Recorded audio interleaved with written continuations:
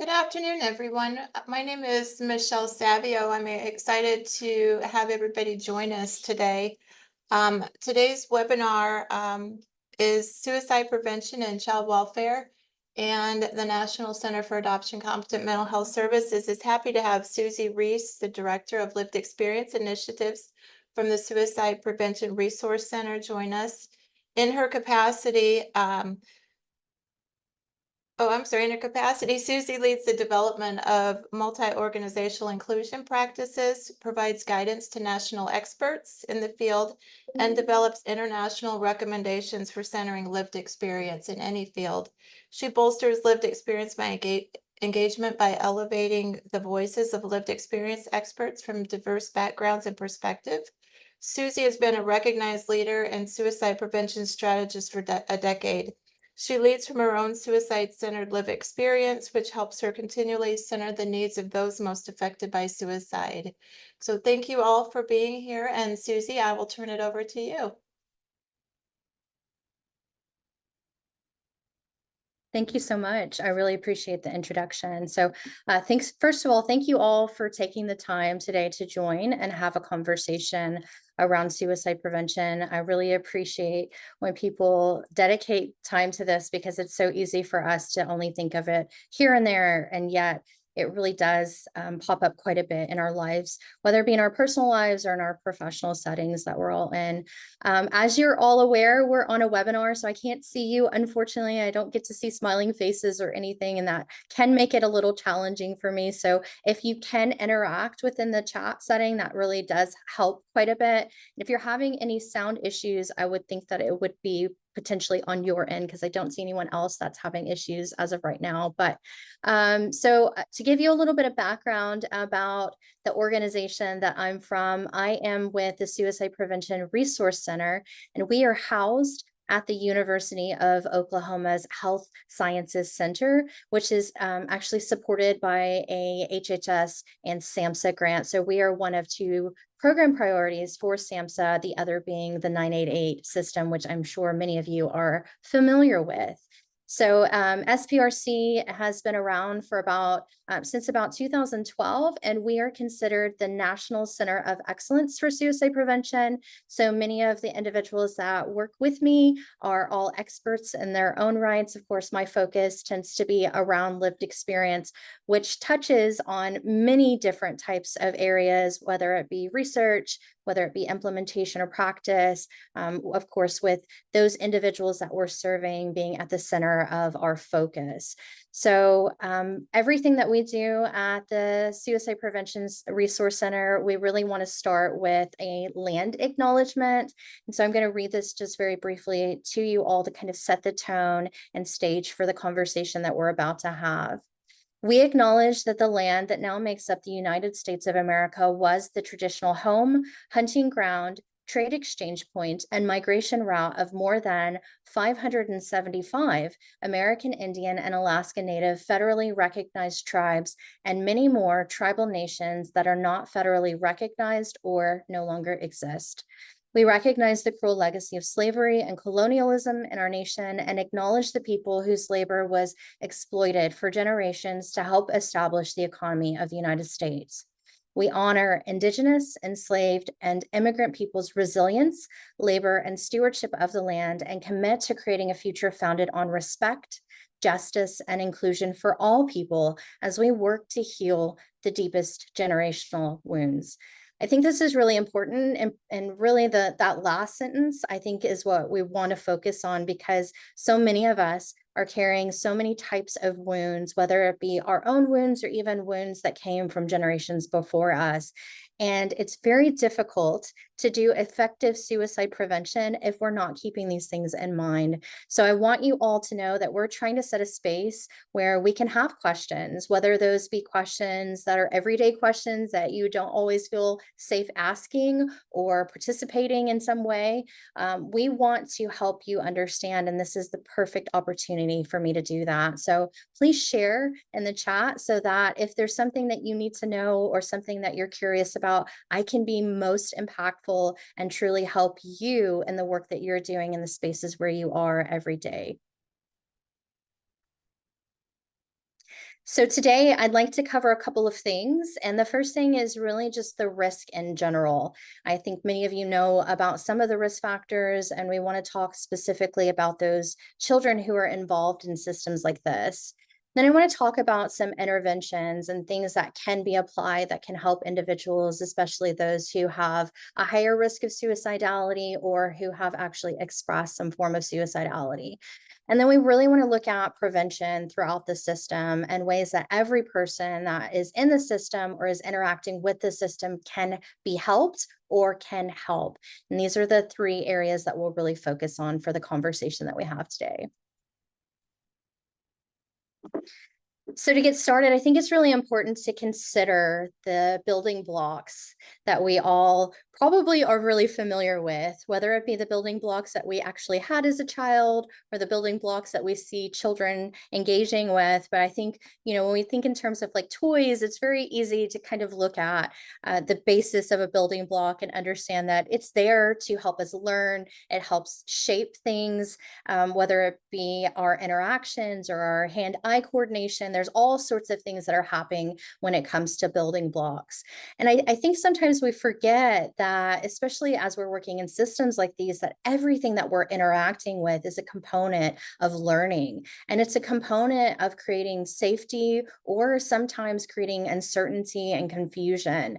And so when we're looking at situations where youth have been involved in systems like this, it's very easy to just look at the individual in front of us and sometimes forget that we are a part of shaping their not only present, but their future as well.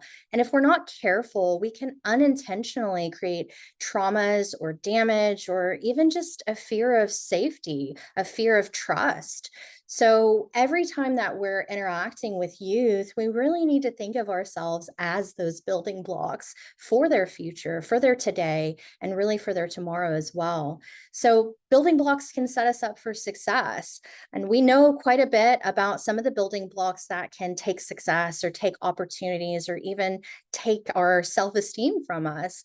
Many of you may be familiar with something called ACEs. Those are adverse childhood experiences. And if you have ever taken the ACEs test, you know that there's 10 different questions and it asks you some very general things about your childhood in particular. And as I was really prepping for this conversation and thinking about suicide prevention, I recognized that there aren't any questions specifically around any type of experience when it comes to the welfare system for a youth.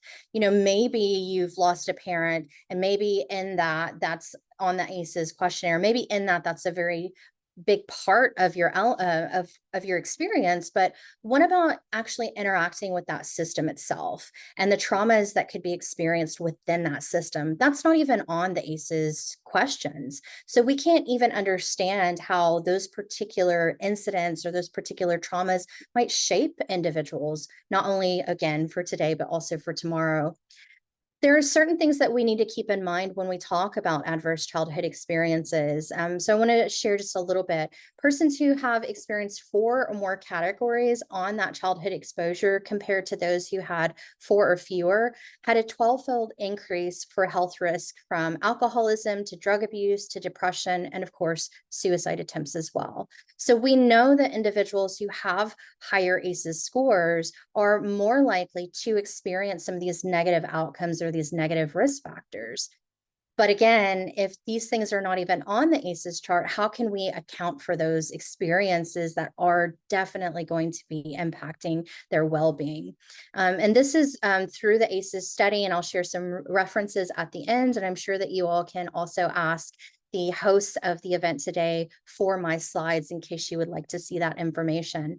So I'm going to ask you all, and I'm going to hope that some of you will interact with me on the chat, because this is the only way that we can really engage today in a more organic way. But how many of you are familiar with the ACEs study or the ACEs quiz? And then how many of you have ever considered some of the elements of adverse childhood experiences that are within the welfare system that are not on that quiz?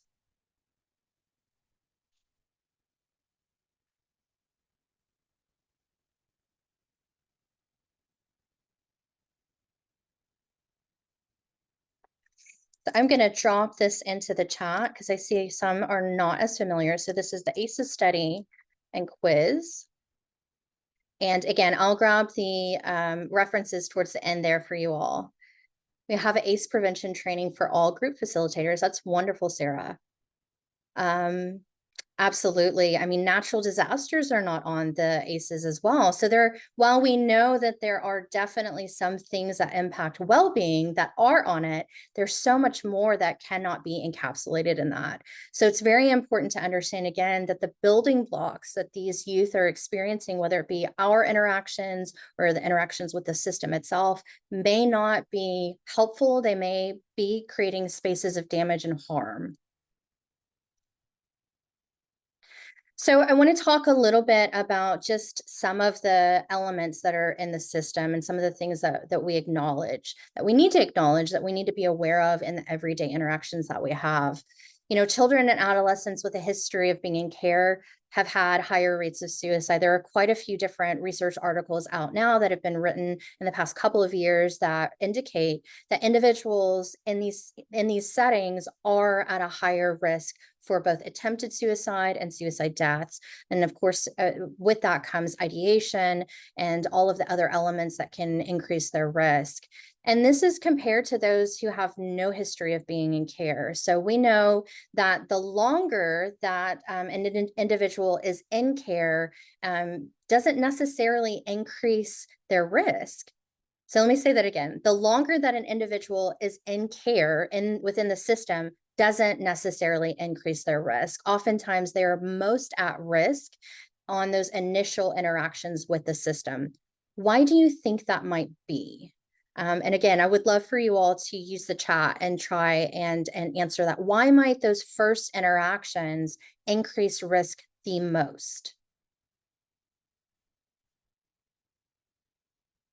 Yes, Maureen, feelings of abandonment.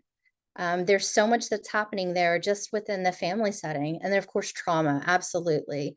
So we know that individuals are experiencing traumatic things. They feel hopeless, yes, not knowing what's going on or how they're going to be there. Absolutely. There's so much uncertainty and there's loss and there's all of these elements that we know are going to contribute to suicide risk. So most often when we experience suicide, individuals feel helpless and they feel hopeless. And I think that those two themes are very prevalent across this entire experience. You have loneliness, and then you have all of these elements of trauma as well. Thank you all for sharing different resources. I really appreciate that. I'm going to grab the chat towards the end, so this could be really helpful for me, but it's also very helpful for each of you. So if you have any kinds of feedback or tools or tips or organizations or resources, please feel free to share it because you're helping one another in this space. And that is also a wonderful way for you all to learn.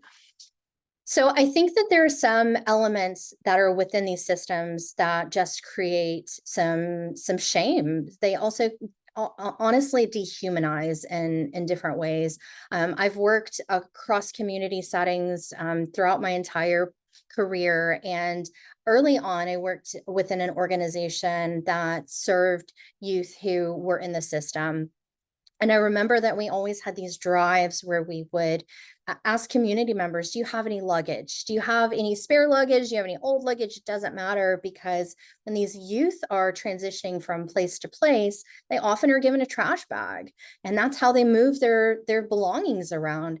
And can you imagine, first of all, having so few items that you own and how you might want to protect those things and what they might potentially mean to you. Maybe you've lost your entire sense of belonging, your entire sense of community, your family, everything, and you have a handful of mementos to remind you of the places where you came from.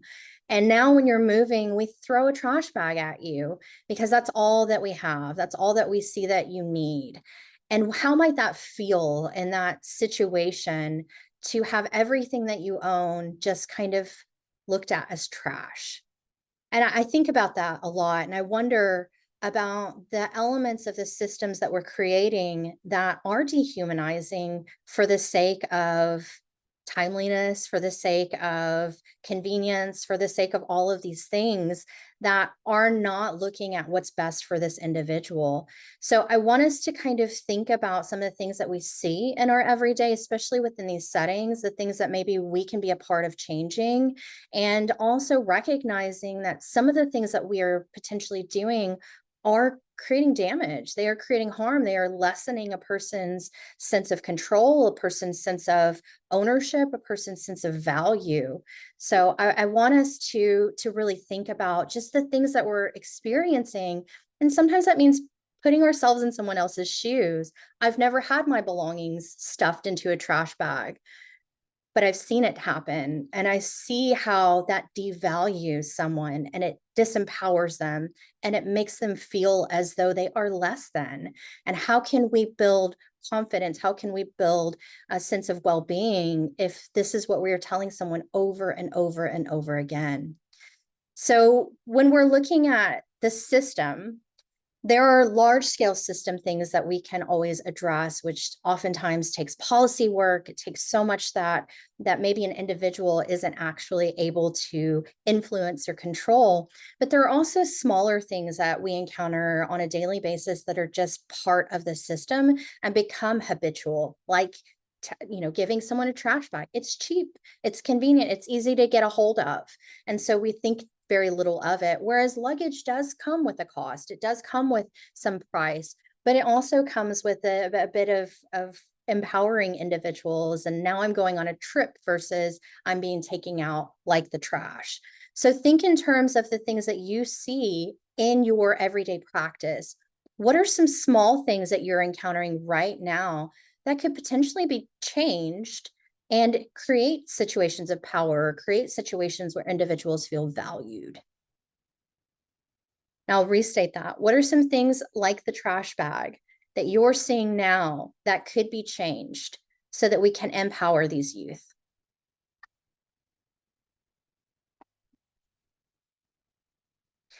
I absolutely understand. Money is always an issue, Matthew. I think too that sometimes there are situations where we can look outside of the box a little bit and find ways to address situations. Like I said, the organization I worked for, a couple times a year, they would do a luggage drive, and the community would just bring different things, but they hadn't thought of it before. The community members hadn't recognized that there were individuals that needed these things. And oftentimes people have extra bags and things at home that they're not even using. Like a duffel bag, absolutely. Just asking for donations. I know that that same organization in our state, we had something called our point in time count.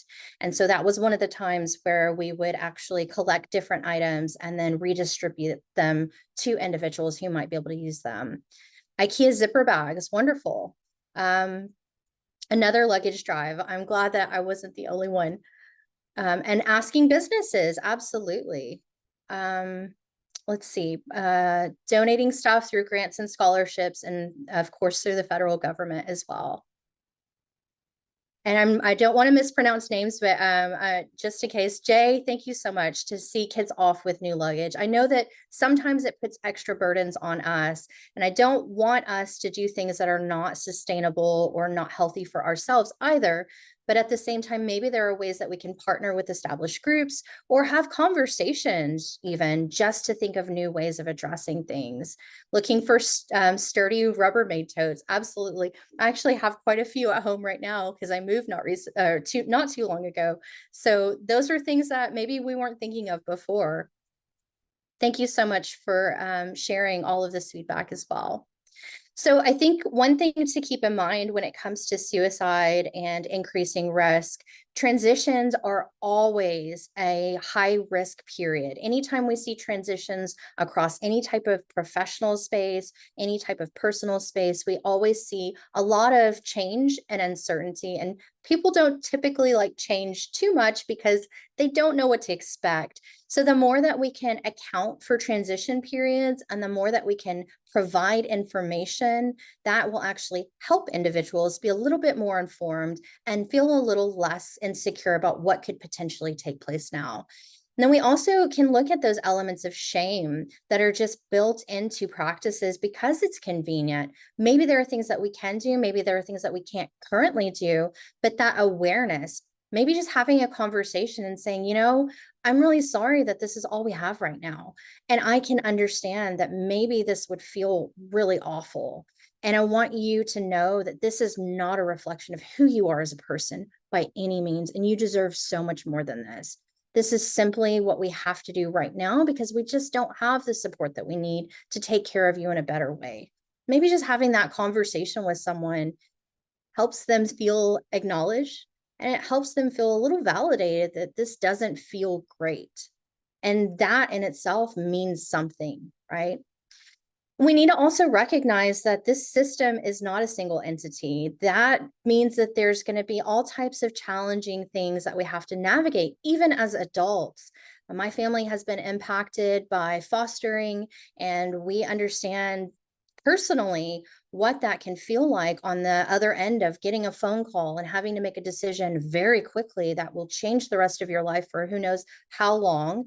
And it could be a year, it could be a couple of years, and how hard it is to navigate, especially when individuals aren't communicating information over to you and you have so many different people that are involved in that process.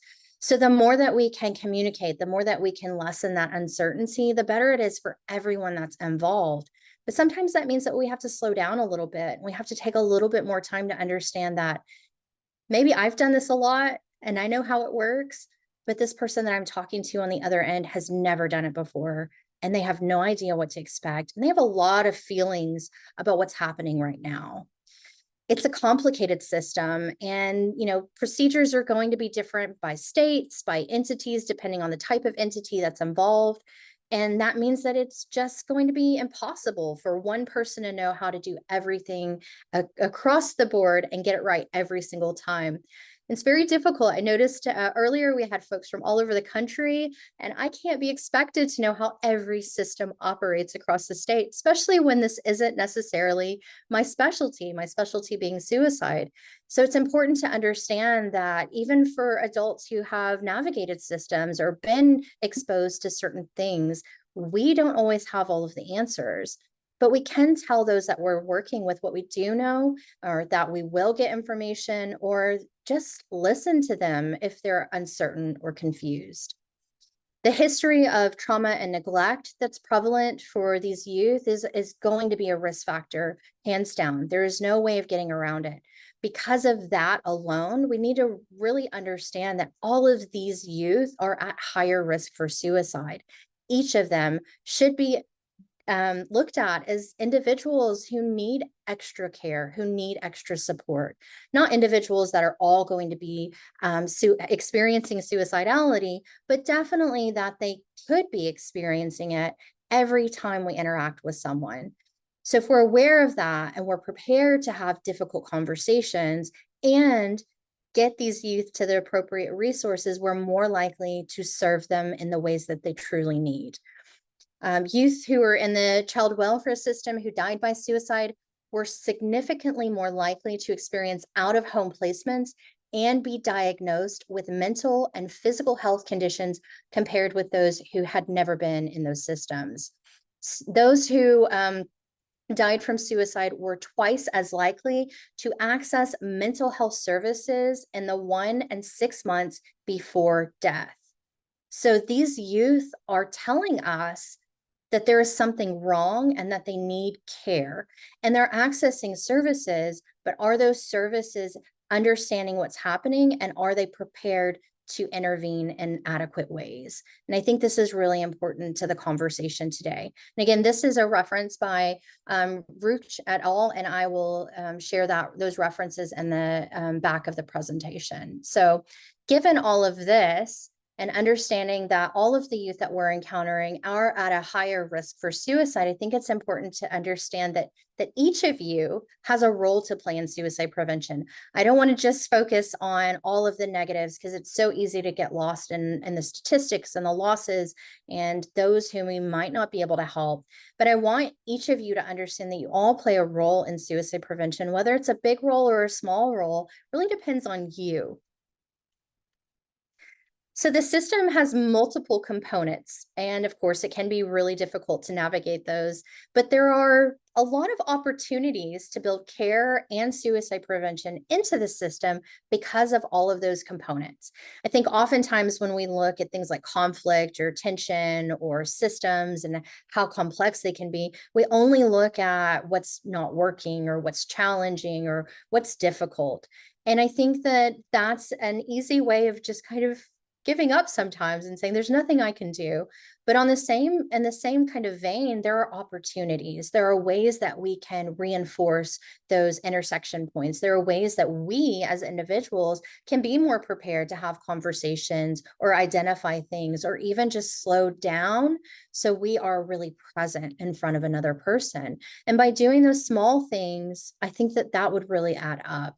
And there are, of course, practical elements like interventions, and I'll talk about that here in just a minute as well. But I think we need to recognize that each of us has a role that we can play, and each of us working together will create safety across the network.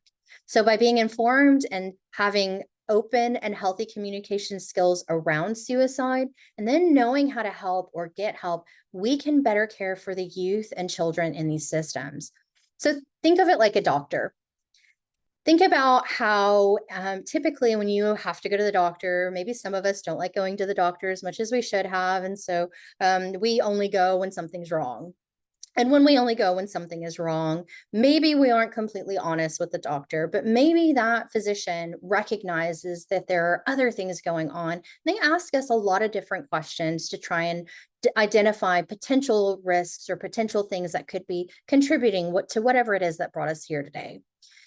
Well, what about for the individual that does the annual checkups and is regularly going, and how often they're interacting with professionals and they have more opportunity to have things diagnosed or have things caught in a preventative manner before something becomes higher risk.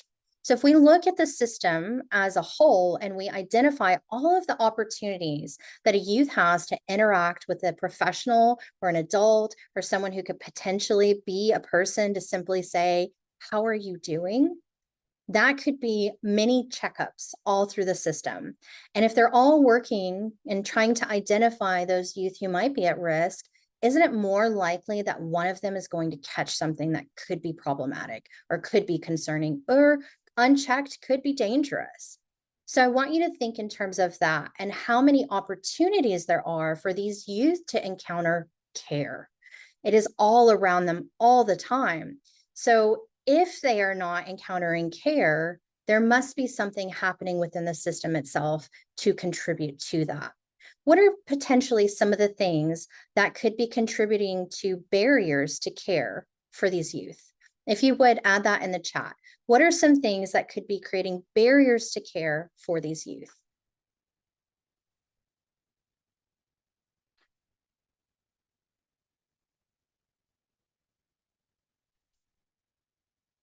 Transportation. I hear that one a lot. We just need to have hover cars at this point. That would make things so much easier. Language barriers, absolutely. Services, not having enough resources, and adults not taking the time. Thank you, Trish. I think sometimes it's hard for us to acknowledge our role in just getting caught up in every day.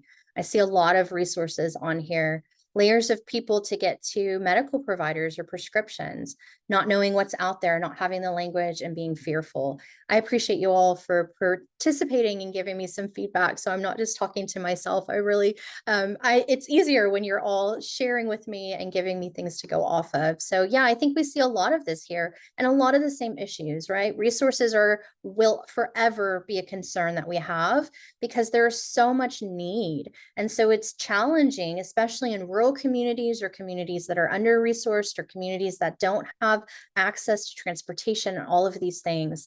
And there are going to be larger scale challenges that we'll all have to encounter. And sometimes there are things like language translation services are not free, and that can create challenges as well. It can be really difficult to know how to serve someone if you can't speak their language or are not a native speaker, even with a translator. Not having the correct information, absolutely. There's so many different elements there.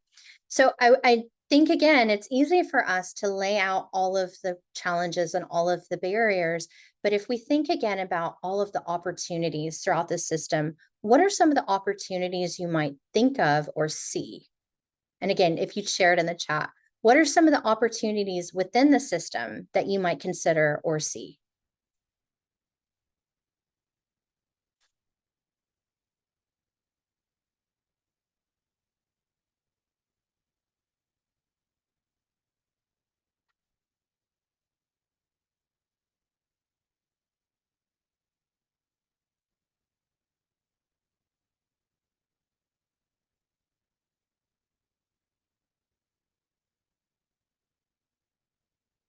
Might take just a little bit longer.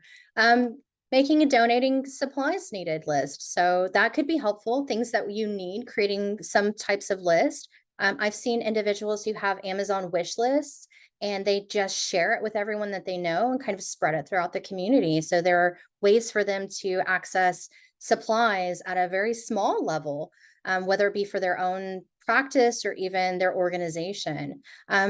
Individuals who are professionals coming into the school systems or even into community organizations, establishing a mentor relationship. I love that. Which gender is harder to get to actually be a mentor? Does anyone know? Males, men. I actually was speaking with some law enforcement officers not long ago, and we had this same conversation. I looked at one of them and I said, "Why don't you want to help?" And he kind of laughed and he said, "It's challenging. It's really challenging for men to get involved and recognize how much power they have when it comes to empowering youth." So if you're a man on this webinar and you're not currently mentoring someone, maybe you can just an hour out of every couple weeks. Maybe there's a way for you to find someone that you can help because you have so much power when it comes to creating value in someone else's life. So I don't want to put anyone on the spot, but it's just something to consider. Mentors have such an immense amount of power. I know I had a mentor at a very young age and she really did change my life. So there are a lot of different things that we can do that are opportunities. And maybe it takes us a little bit longer to think of those things or to type those things into the chat, but they are there. And if we start focusing more so on those opportunities, maybe we can start addressing some of those challenges in small ways until we are creating that system of support throughout. It's important to understand that we're looking when it comes to the system at universal policies and programs, and those are higher scale. They're a lot more challenging to implement, to adopt, to get people to really get behind or to believe in. And then there are also those individualized ways of addressing these issues or addressing some concerns. So one of the things that's very important, and I can't have a webinar like this and not cover it, but one of the things that is most important when it comes to having a conversation around suicide is to be able to actually ask someone if they are having thoughts of suicide or if they are thinking about killing themselves. Well, it's not an easy conversation. It's not one that anyone looks forward to or really wants to have. It is an important conversation. It does many different things. One, it models that you're a person that is willing to do what is uncomfortable.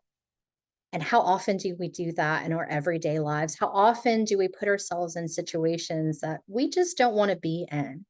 So, modeling that ability to sit in a space of discomfort shows that you are potentially someone that could be trusted. You are potentially someone that's willing to put yourself aside for another person. Asking someone directly about suicide also, it clears up any potential vagueness or any potential for just overlooking something that could be dangerous.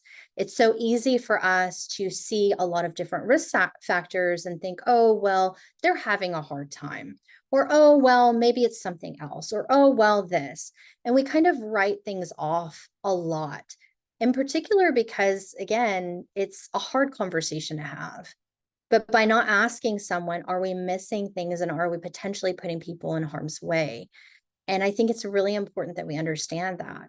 Another thing that asking directly about suicide does is it ensures that you are both on the same page and there is no confusion whatsoever in that individual's mind about what you are talking about. There are a lot of different best practices that have shown us that when we ask people, are you thinking of harming yourself? Or are you thinking of hurting yourself? That people often will say no, because they are already hurting. They have psychological pain, they have social pain, they have all of these different things that are in fact influencing their well-being and their feeling that they are valued or that they have a potential future. So it's very important that we get really comfortable in that uncomfortable conversation and ask them directly, are they thinking about suicide? When it comes to potentially putting an idea in someone's head, which is a common myth, people think, well, if you ask someone about suicide, you're going to plant that idea. And it's simply not true. There's plenty of evidence, again, that shows that we cannot put thoughts in people's heads. I've had children. I'm constantly trying to influence them to clean their room. Doesn't matter what I do, bribery, begging, they don't want to do it if they don't want to do it. And that's the same concept. If someone isn't thinking about suicide, I'm not going to make them think about suicide by talking about it. But if they are thinking about suicide, maybe I've given them an opportunity to have a conversation that no one else has. Maybe I've given them an opportunity to be seen, and maybe I've given them an okay or permission that now we can have a really hard conversation that focuses on their needs. So we need to ensure that we are comfortable being uncomfortable and having a dialogue that really truly could save someone's life. If you haven't done a training, there are plenty of different suicide specific trainings around having that dialogue, but truly just asking, are you thinking of suicide? Are you thinking of killing yourself? Is the way to do it. And then to know how to get those individuals to the appropriate resources once you've allowed them the time to kind of process and be heard. So ensure that you have the skills to ask that question. And when I say the skills, just put yourself aside and really put someone else as a priority, and make sure that you're willing to do that. And if you aren't, find some different classes or courses or evidence-based programs that can support your learning and finding better ways to have that dialogue. I want to talk for just a little bit about some interventions as well. So let me see if I can grab this link here. This is our Suicide Prevention Resource Center website, and it specifically links to safety planning for youth suicide prevention. So this is a 1-hour self-paced online course that's designed for licensed health and behavioral health professionals and students in clinical training programs. You do not have to be a licensed health or behavioral health professional or a student in clinical training to go through this course. So let me be very clear. But if you are in any of those, there are CEUs that are attached to the program, so you can get continuing education units. And I think that they partnered through the National Association of Social Work and a couple of other organizations to get these provided. So this is an evidence-based intervention that was developed by Dr. Barbara Stanley and Dr. Gregory Brown. And they essentially created a safety planning intervention that that focuses more so on ways that the individual can work through potential suicidal experiences or incidents. And if they are not able to kind of regulate, they can then go to higher levels of care. So it kind of walks them through. It's a very informal kind of plan, but it has been shown to have some positive outcomes. This really replaces what we were doing for some time years ago, which were called no harm contracts. And they found that no harm contracts are not helpful, and that oftentimes there's some associated shame with that particular process that can actually increase risk and can impact the trust that the individual has with the professional. So it's really important that we shift some of these older practices that at the time were really innovative and helpful, but we're learning more and more now, and recognizing that some of those practices are just dated and they're not ideal. So it has some similarities, but the main difference is that you no longer have the client or the person sign promising that they aren't going to harm themselves. Instead, it's an actual plan that they can essentially walk through or navigate through in a time of distress. Course participants will go through the core elements of the safety planning intervention. They're going to explore some strategies for effective collaboration with young people and their family members, and they're going to consider ways to overcome common challenges to delivering the intervention with fidelity. Now, I know some of you are probably wondering, how much does it cost? Because normally when people are talking about programs or things like that, there's an associated cost. Well, I have great news. The Suicide Prevention Resource Center is a free resource center, and everything that we put together is free to anyone who wants to access it, participate in it, or learn. So this is a fantastic course that you can go through, whether you are a professional, whether you're just an individual who's curious, or maybe you're a family member or even a CASA advocate and you want to learn a little bit more. I would highly recommend that you spend a little bit of time in the course and learn about it. Absolutely. I love it too, Sean. Free and evidence-based. It's two of my favorite things. I really like the free part a little bit more because, you know, free in life is always good. So please access this and learn a little bit more. And again, we have a lot of different tools at sprc.org that are for you to learn so that you can feel confident, that you can feel comfortable, that you can feel as though you have the knowledge and skills you need to navigate very challenging situations. There is also another space. You can grab just the forms themselves. Maybe you don't have time over the next couple of weeks to participate in the training and you just want to go in and grab the forms and look at them. Or maybe you want to fill one out yourself. This is a conversation I've been having in some of the spaces that I'm in around how, you know, this could be a preventative tool even for individuals who haven't experienced suicidal ideation, because we are all potentially at risk of suicide at any point in time in our lives. And this is something that I think we should all really consider as a security measure for me, something that I know that I can fall back on if I ever have a really difficult time in my life, or if I ever feel like maybe I need to walk through some steps to take care of my own well-being. And I think too, if we consider it a general preventative tool, it makes it a lot easier for us to tell others about it and ask them to adopt it as a practice for themselves. So I have my own. I think that it can be very helpful. And I think when youth get to a certain age, whether they're in a system or just in your home, then it's a good thing to have a conversation around. Is it a comfortable thing? Absolutely not. There are a lot of conversations as a parent I've never wanted to have in my life. And I think suicide needs to be one of those conversations that we have, because it is an everyday occurrence and because so many people are impacted by it. And if they are not hearing healthy and informed dialogue around suicide, what are they learning and how? And youth are being exposed to suicidality every day, all the time, because of social media, because of gaming, because of all of the things that they're exposed to now. So it is on us as adults and as professionals to change those dialogues and ensure that they understand the importance of healthy conversations around suicide, and that they understand what suicide truly means, and that it isn't something to joke around about or to dismiss, because at some point in their lives, whether it be themselves or their peers, they will be exposed to someone who has suicidal ideation, potentially attempts, and unfortunately even deaths. So I think it's very important that we get a little more comfortable with these dialogues so that we can be better helpers, not only for those that we love or those that we serve, but even for ourselves.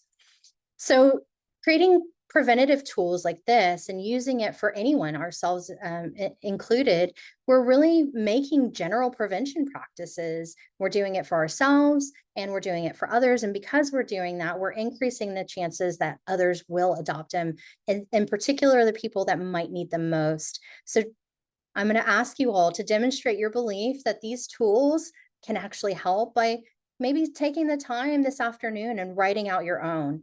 I hope you never have to use it. I hope no one on here ever feels the need to pull it out of a drawer or to look at it if it's on the fridge, but at least you'll know it's there. And if you know it's there, and if you know that you've walked through it, it's a little easier to ask someone else to walk through it behind you. So I want to shift just a little bit as we come towards the last 15 or so minutes of our conversation today and talk about communication. I love communication. I think it is everything that we do is centered around communication, suicide prevention in particular. But I think sometimes we overlook some of the communication elements or the frameworks or the models that really are helpful. And I think too that we really need to kind of reevaluate our communication from time to time, whether it be in our everyday lives or in our professional settings, or even just in how we're telling people about certain practices or processes. So what I did was I pulled a couple of different things looking at essentially the process of engaging in the system. And I started thinking about what it would feel like to be different people within that particular process point. So let's think in terms of creating a report. There's an investigation and there's reporting. And in that reporting process, there is information that's being shared, there's information that's being gathered. And depending on your role, maybe you're the individual that's gathering the information, maybe you're not a part of this part of the actual process, and that's okay as well. But if you are in the reporting or investigation process, what are some things that we can be looking for that could indicate that this individual or even their family might need additional resources? And do you have those resources that you can either hand over or point them to so that they'll be more likely to access those resources? And are we having conversations in the very beginning with individuals about potential trauma or about potential needs that could relate to suicide? Doesn't have to be suicide specific, but any type of care that we give these individuals will help them, will build protection, will ensure that their well-being is really being centered. And then when we look at supporting families at that next point in the process, are we building in specific conversations around suicide? Are we modeling that we are individuals who can have that dialogue or aren't fearful of the word suicide? Are we just talking about how people could experience various types of mental health concerns, conditions, challenges, whatever it may be at different levels? Because these are realities that individuals are dealing with. And I think it's very important that we understand that every time we have dialogue or every time we have conversations around mental health, we are showing others that we are someone that they can come to, or we are someone that could be knowledgeable, and we create a resource in ourselves. So know that. And then if we're providing any kind of shelter, whether it be a temporary shelter or fostering more long-term, are there resources and tools associated with that? I know several people that are foster parents, and it is a very, very, very difficult situation to be in. Oftentimes they create connections with youth who may or may not be with them in the next year or however long. There's feelings attached, there's sense of loss attached. Do we talk about suicide? Do we talk about mental health with these individuals as well as the youth they may be taking care of? So I think it's important, again, these types of conversations embedded throughout the process. And then when we're returning children and are hopefully reunifying them back to families, are we having longer term conversations about transitioning back and how we could experience again mental health challenges, or we could experience a sense of uncertainty of, is this going to be permanent? Is this something that may change again in a few months? What power do I have in this situation? So as I'm going through potential process points, I want you to just ask yourselves, and you're welcome to share in the chat if you'd like, you don't have to, but what conversation skills do you have that help in these specific points in time, points in the process? What conversation skills do you have that might help another colleague who's on this meeting right now? What are some skills or recommendations that you have that they could learn from? Active listening and empathy. Absolutely.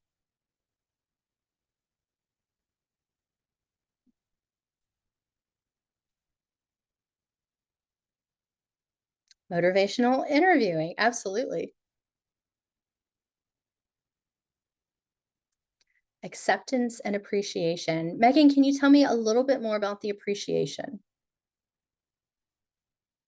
Not to make a big deal out of situations that can cause extra stress. I like that a lot. I think I could probably use that a little bit more in my life from time to time. I think sometimes we go through negative experiences more when we overanalyze or anticipate.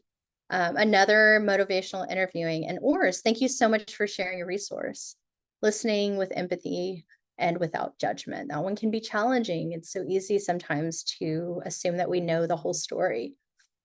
Appreciate that the kids we engage with are letting us into their lives and journey. Oh, I really like that. Thank you so much for explaining, Megan. I think that that's beautiful. It kind of ties back into that building block as well. And then reassuring kids it's okay to not be okay. That's very important. I think even as adults, sometimes we need someone to say it's okay that you don't have all the answers. It's okay that you're confused. It's okay that you're feeling however you're feeling, because feelings just are. Being available when someone wants to talk, absolutely. And then know your team. Oh, that's so good, Sean. I think sometimes we feel alone, and it can be challenging, especially when you are supposed to be the resource to have all of the answers. So making sure that throughout that process, we're taking care of you as well. Do you have a colleague that you can count on? Do you have someone you can check yourself with? I've had situations where I've thought, did I tell someone what they needed to hear or what I wanted them to hear? And I've talked to colleagues to make sure I'm doing things that are good for the individuals that I'm trying to serve and not trying to fix it, Beth, which can be very challenging, especially if you're a type A personality and want to just make everything right. So not trying to fix it can be a really good skill set. I have learned the hard way that I cannot fix everything. What conversation skills do you feel you need? So you've got some different skills here. What skills are you thinking, I don't do that one as much, or maybe I need to focus on that a little bit more? And this is not necessarily an answer you have to drop in the chat, but just think about today and what you can look at or learn about or focus on over the next few days that maybe you don't typically do. Maybe you move really quickly and you need to slow down a little bit, and that's your priority. Maybe you can write that down somewhere. Just what am I going to focus on for the next couple of days, whether it be here so we can see it, or just somewhere for yourself. What is something that you can prioritize to be really focused on those conversation skills? So I would always say a couple of things that are very, very good communication skills that I've learned is asking really good questions. Asking really good questions, it allows you to understand, it allows you to discover things that maybe you didn't know. Maybe there's information, maybe there's feelings, maybe there's some tension there. And if you ask a really good question of someone, it really gets them thinking, and it causes them to engage with you in a different way than that normal, just kind of rote response. And looking at strengthening your communication skill around suicidality. Are you comfortable in this conversation? You don't have to be 100% comfortable. I hope you never are. I hope that there's always an element of this is serious and I need to really focus on this.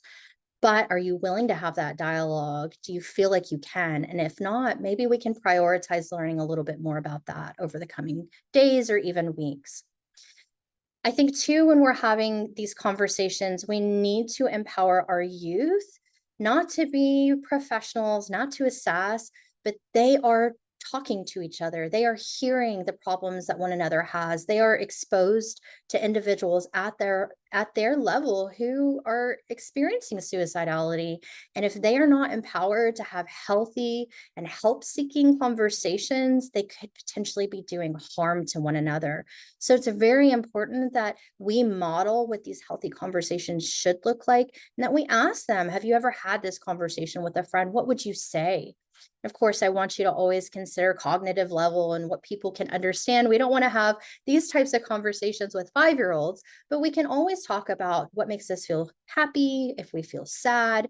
Do we know who we would talk to as an adult if we felt sad? Or if you had a friend that you were worried about, what would you do? Who would you talk to? And there's all sorts of ways of having that conversation with more depth or more intention at different ages. But it's important for us to know that youth are talking to each other. They're going to always go to one another first because they understand that experience more than we ever can at this age.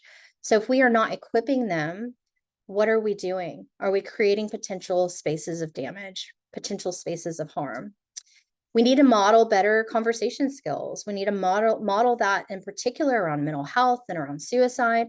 We also need to provide opportunities to talk to them about being good peers. We have to offer them opportunities to learn how to help themselves in situations where they can help themselves.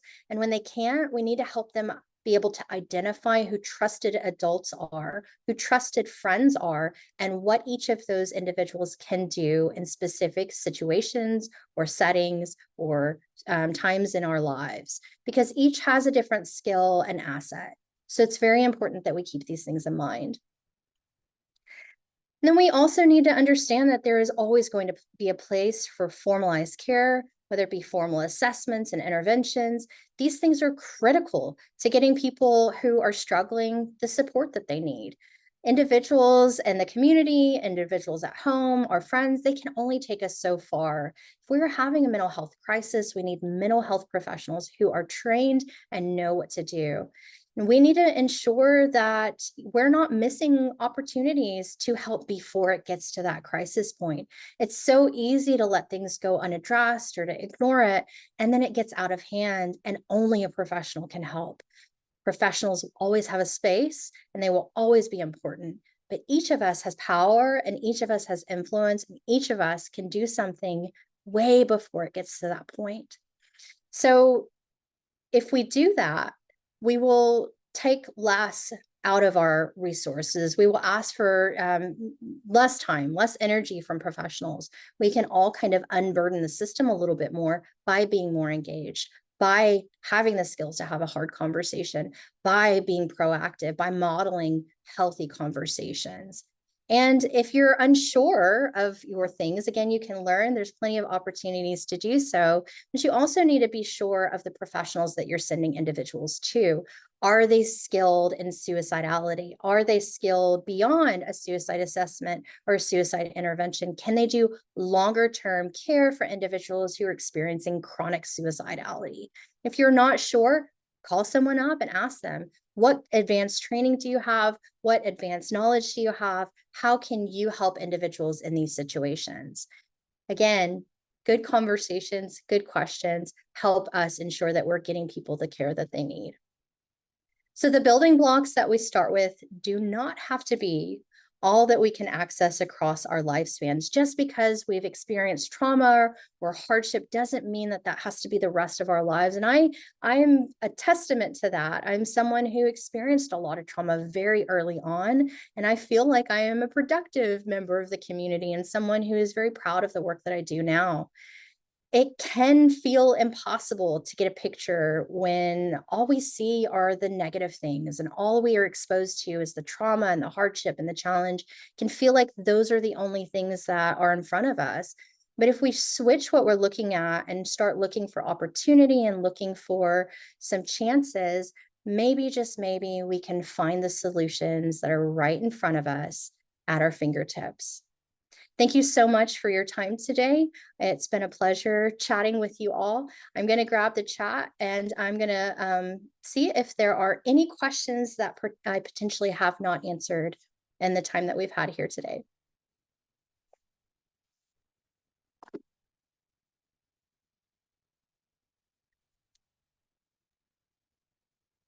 Thank you, everyone. That concludes our webinar, and I hope that you will go to the link in the chat and complete the survey for us. We really would like to have your feedback regarding this webinar, and look forward to seeing you on additional webinars. Thank you. Bye.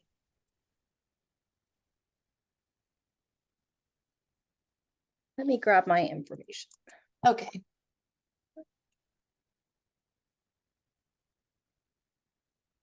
Too many screens up. Yeah. Here we go. Here's some email information. And you all can also find me just by Googling Susie Reece with a C. Thank you all.